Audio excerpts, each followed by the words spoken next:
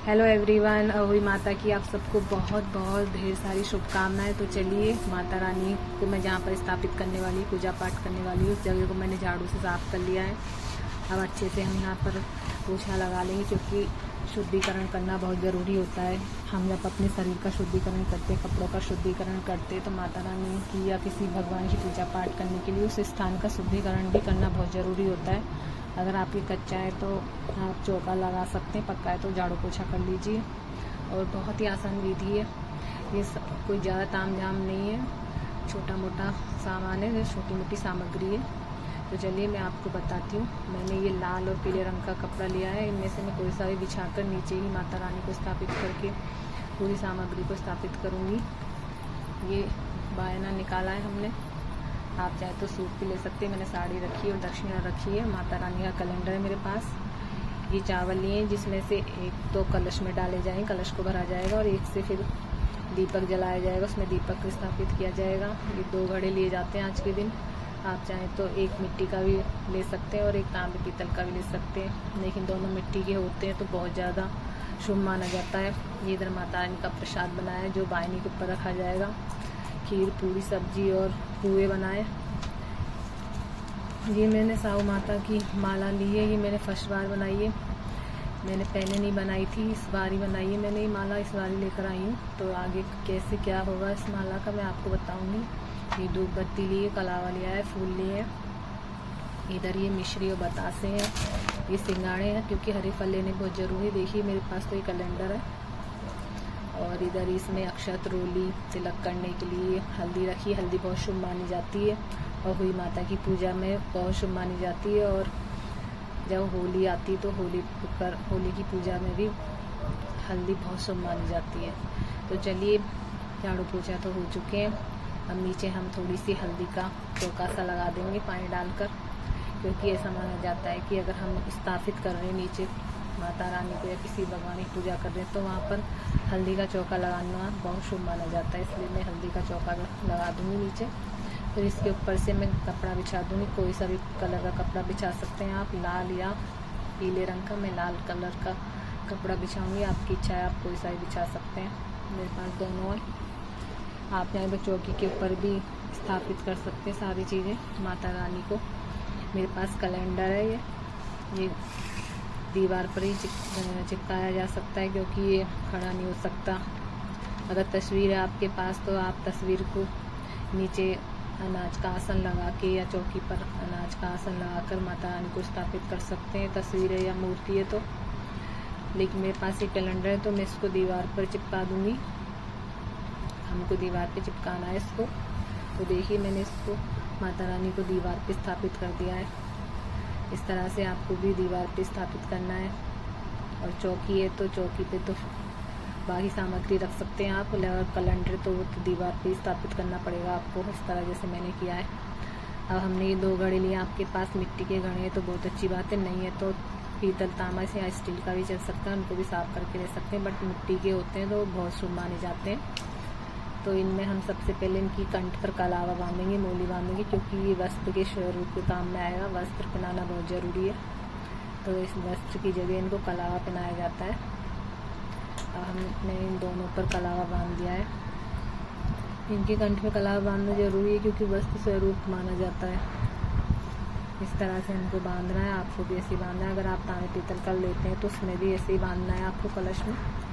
और हल्दी देखिए आज बहुत शुभ मानी जाती है, तो स्वास्तिक हमें हल्दी से बनाना है। अगर मान लीजिए आपने कलरफुल या बड़े कलश लिए हैं और उस पर पहले से बना हुआ आता है स्वास्तिक, तो आपको फिर दोबारा बनाने की ज़रूरत नहीं है, वो भी शुभ माना जाता है जो पहले से बना हुआ आता है। अगर नहीं है बना हुआ और तो आप इस तरह से हल्दी से और रोली से बना सकते हैं, बट आज के दिन हल्दी से बहुत ज़्यादा शुभ माना जाता है।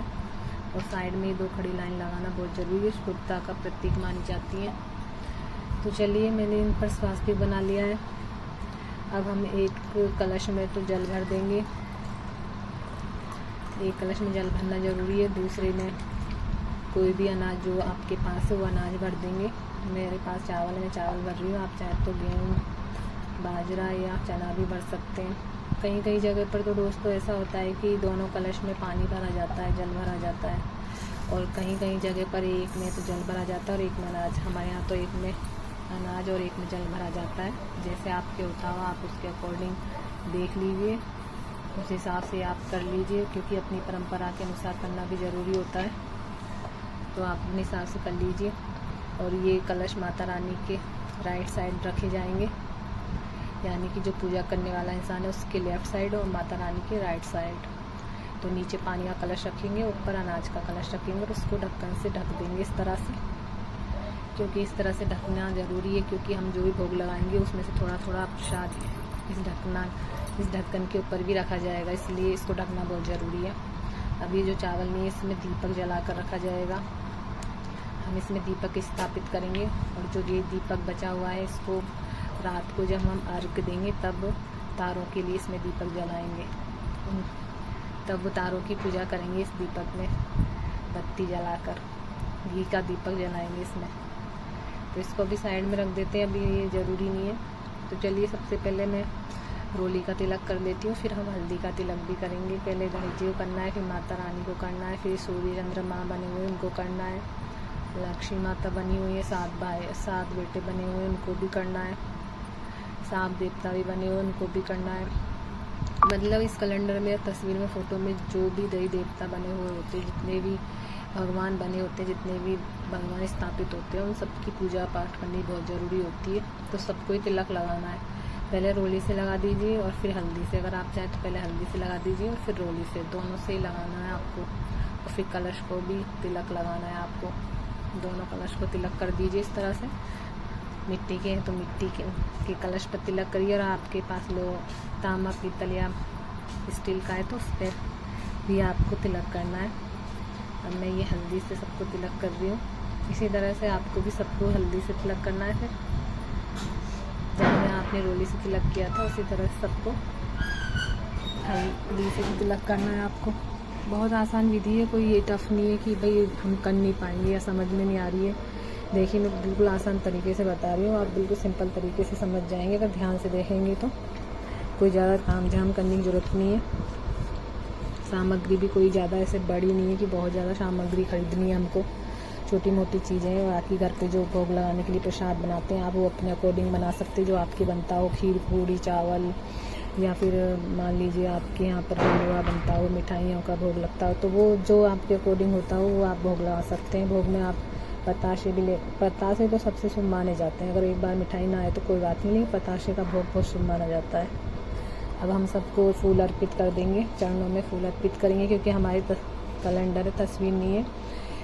तस्वीर होती है, मूर्ति होती तो हम माला अर्पित कर देते हैं, लेकिन यहाँ पे माला माता रानी को पहनाना पॉसिबल नहीं है। तो कलश को भी थोड़े से फूल चढ़ाएंगे और सबको फूल चढ़ाकर सब भगवान के नाम के फूल अर्पित कर देंगे। उसके बाद हाथ जोड़ लेंगे,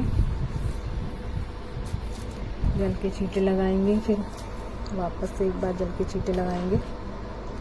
इस तरह से जल के छींटे देने। फिर हमें वस्त्र स्वरूप अगर तस्वीर होती तो हम चुन्नी उड़ा देते माँ को, बट ये कैलेंडर है तो हमें वस्त्र स्वरूप कलावा मोली बांध चढ़ानी है। तो हमने सब भगवान के नाम की मोली चढ़ा दी है। अब ये हमने बताशे लिए और मिश्री लिए, ये माँ को अर्पित कर देंगे, क्योंकि ये बाद में बायने के ऊपर रख के आपको देने हैं। जिसको भी आप बायना देंगे उसको देना है सारा सामान, उसमें से थोड़ा थोड़ा इस कलश के ऊपर रखना है। प्रसाद के स्वरूप में बच्चों को दे देना है इनको बाद में। और जो ये सिंगाड़े लिए ये पहले माँ को अर्पित करके फिर इसमें से 1 या 2 सिंगाड़ा कलश के ऊपर रखना है आपको। इस तरह से जो भी प्रसाद आपने बनाया उन सब प्रसाद को पहले भोग लगा के फिर कलश के ऊपर रखना है, उनमें से 1-1 2-2। अब ये 2 पुए रख देंगे इसके ऊपर। जितना बड़ा आपका कलश हो देख लीजिए आप, उसके हिसाब से कलश के ऊपर सारा जो भी प्रसाद रखना चाहे वो रख सकते। फिर माँ को सब भगवान को हाथ जोड़कर क्षमा याचना कर लेंगे कि जो भी मेरी पूजा पाठ हुई है उसको स्वीकार करें, जो गलती हुई है उसको माफ़ करें माता रानी, हे गणपति, हे जितने भी भगवान है सब माफ़ करें। और जो अभी ये माला बना कर लाई हूँ मैं साव माता की, इसको भी ऐसे ही तिलक करना है, हल्दी का तिलक करना है, रोली का, और फिर अक्षर चढ़ाने, फिर पूजा करके इसकी कलश पे ही रखना है। इसको जब तक हम पूजा पाठ पूरी करेंगे, संपूर्ण पूजा हो जाएगी हमारी, उसके बाद इसको हम गले में पहन लेंगे। और कुछ लोगों के यहाँ पर ऐसा होता है कि इस माला को गले में पहनने के बाद ही पूजा पाठ की जाती है, बट मैं पहली बार लाई हूँ तो मैं कलश के पूजा पाठ करके कलश पर स्थापित करूँगी इस माला को। फिर मैं इसको अपने गले में पहनूँगी और फिर इसको मैं दीपावली तक पहन के रखूँगी। और अगर ये हमने जो साड़ी ली है, दक्षिणा ली है, इसको रख देंगे। इसकी भी ऐसी पूजा पाठ करनी है। इस पर भी अक्षत और हल्दी का तिलक करना है, रोली का तिलक करना है और अक्षत चढ़ाने हैं, यानी कि चावल चढ़ाने थोड़े से। इस तरह से इसकी पूजा पाठ करनी। फिर हाथ जोड़ लेने हैं सब भगवान के। एक बार फिर से हाथ जोड़ लेंगे हम। अब हम दीपक जलाएंगे। हमने दीपक जला दिया है। अब पहले गणेश जी की और सब भगवान की आरती एक साथ ही कर लेंगे, क्योंकि उसी में है, सब कैलेंडर में बनी हुई तस्वीर में है तो तस्वीर अलग है तो अलग से पहले गणेश जी की आरती कर लीजिए और फिर माता रानी के बाकी भगवान की कर लीजिए। आप अगर आप इतनी ही पूजा करना चाहते हो तो क्षमा याचना करके माता रानी से, सब भगवान से अपनी पूजा संपूर्ण कर सकते हैं। और नहीं तो अगर आपको आरती आती है गणेश जी की तो पहले गणेश जी की आरती बोलिए आप, और अहोई माता की आती तो अहोई माता की आरती भी बोलिए। फिर उसके बाद थोड़े से अक्षत लेकर कथा जो कहानी होती है अहोई माता की, वो कहानी कहनी है। कहानी कहने के बाद जो हमने हाथ में अनाज लिया था उसको अपने पल्लू में बांध लेना है, क्योंकि जो हमने अनाज कथा या कहानी सुनने के लिए लिया था, ये रात को जब हम तारों को अर्घ देंगे तो इनको भी अर्पित किया जाएगा, उसके काम आएंगे। जब इसको आपको अपने पल्लू में गांठ मार के रख लेना है। अब हम तिलक अपने माथे पे लगाएंगे, अपनी चूड़ियों को भी तिलक करेंगे और बच्चों को भी तिलक करेंगे, उनको भी मोली बांध देंगे। आपको अपने बच्चों को भी तिलक करना है, उनको मोली बांधनी है। मेरे बच्चे साइड में बैठे, मैंने उनको तिलक और मोली बांध दिए। और जो अभी ये माला रखी है साहू माता की, संपूर्ण पूजा होने के बाद इसको आपको पहनना है। अगर मान लीजिए आपके नहीं पहनते तो अगर आप वैसे तो दीपावली तक पहननी होती है और दीपावली तक आप नहीं पहन पाते तो वापस आप कलश पर रख सकते हैं, लेकिन एक दिन तो आपको पहननी ही पहननी है। उसके बाद इस माला को वापस कलश पर रख दीजिए। फिर सभी भगवान को क्षमा याचना कर लीजिए और पल्लू से भी सब भगवान के चरण स्पर्श कर लीजिए, क्षमा याचना कर लीजिए अच्छे से कि प्रभु हमारी पूजा को स्वीकार कीजिए। अब रात हो चुकी, ये तारे निकल आए।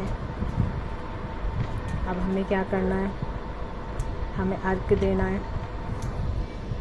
तारों को।